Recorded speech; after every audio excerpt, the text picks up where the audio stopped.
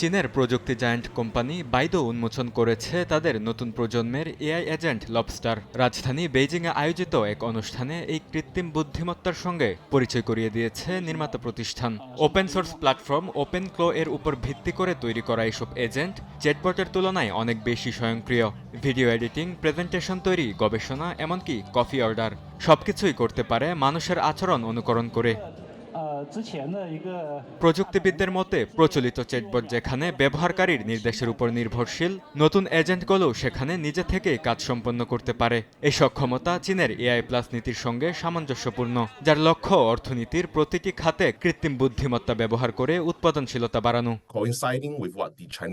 চলমান চ্যাটবটগুলো ব্যবহারকারী নির্দেশের অপেক্ষায় থাকে। নতুন এই এআই এজেন্টগুলো অনেক বেশি স্বয়ংক্রিয়।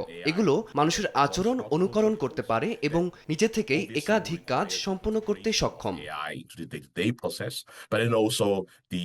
তবে প্রযুক্তির দ্রুত বিস্তারের সঙ্গে বাড়ছে নিরাপত্তা উদ্বেগও। বিশেষজ্ঞরা বলছেন এআই এজেন্ট যত বেশি সক্ষম হবে, নিরাপত্তা ঝুঁকি তত বাড়বে।